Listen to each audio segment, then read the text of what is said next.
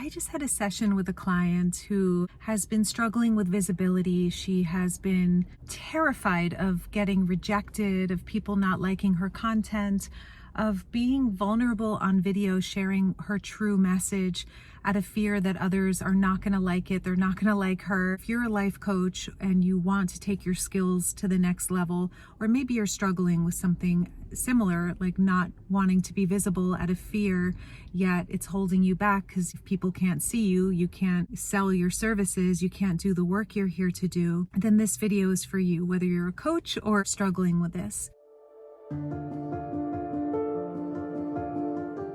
Many people ask, how can I take my coaching skills to the next level? How can I be a masterful coach? There are energetics to masterful coaching. With this particular client, I was guiding her through the diamond process. It's a deep process. I certify coaches in this particular modality.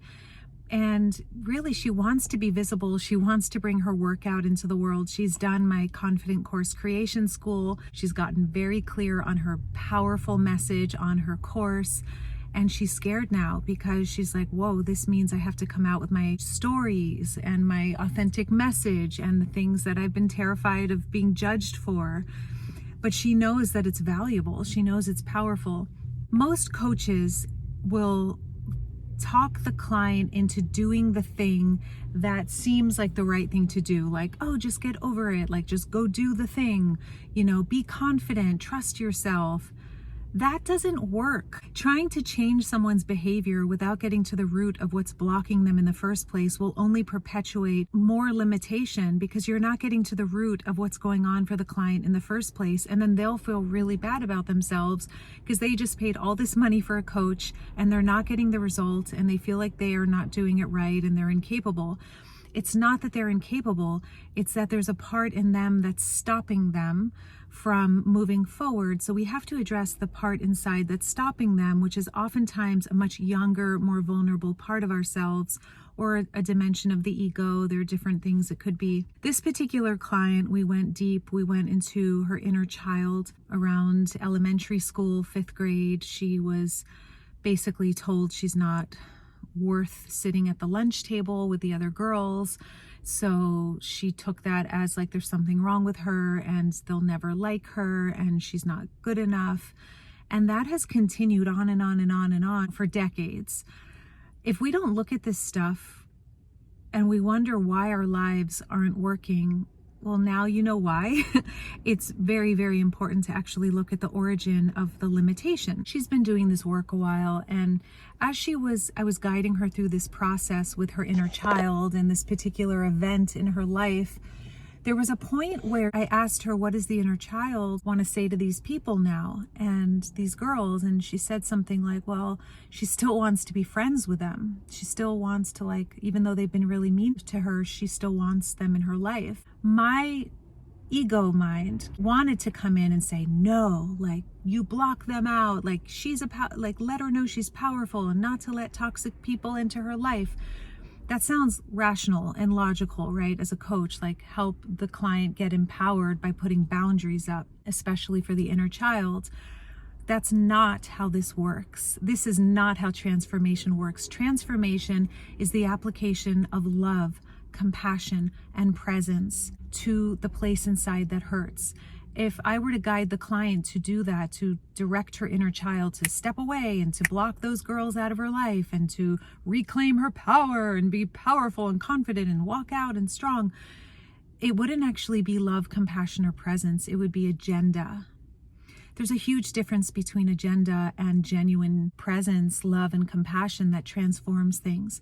So I noticed that part in myself, like wanting to step in, and I didn't, because transformational coaching is not what we think it is. It has a lot more to do with listening, with presence, with trusting what's unfolding. Instead, I asked her a few questions, and those questions led her to a very powerful process, a very powerful awakening, a reconnection with the little girl who she had been judging. She had been judging herself for years, wishing this part of her that was so afraid and self-doubting and resistant to being on video. She had been hating this part of herself.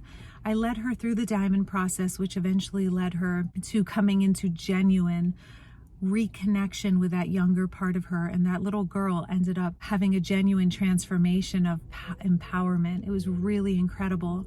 I want to share this distinction though, that moment in the session. If you're a coach and you have this moment where you think you know what is right for your client, that is where your weakness is. That is where the energetics are off. And masterful coaching is not about having the answers for your client. It's about bringing genuine healing to the place in the client that has limited them from their full potential in the first place. And it doesn't have to do with your opinion, your ideas, what you think is right, even if you think it's wisdom. There is a step that comes before that empowerment that has a lot to do with accepting and listening to and honoring the part that's limited so that it can blossom organically into the empowered self. So I know that this is deep work and it's big. I just want to encourage you to trust where you are as a client or as a soul in the path. If you're a coach and you're not getting good results for your clients, or you feel like your coaching could be better, there are deeper ways of coaching that are so much easier, so much more fun, so much more magical, and so much more powerful, where your clients get results in every session. I created a workshop with my partner, Jason. We have a coach training program together, and we just created a free 3-part series workshop called The Energetics of Masterful Coaching. I am so excited to share this with you. It's brand new.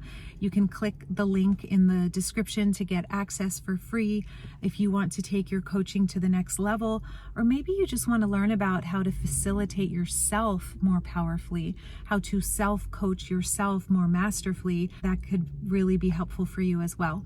So I wanted to share this with you. The main takeaway from this video is the energetics of masterful coaching has a lot to do with presence, love, compassion, versus having all the answers.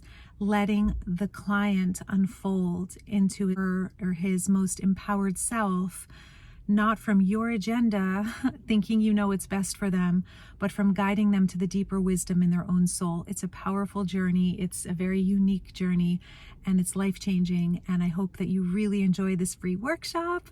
You have access to below. You can grab the link. I'm going to head out now. If you got something from this video, you can give it a thumbs up, ding.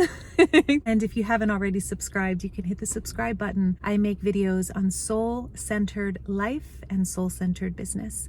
I love you all. Mwah.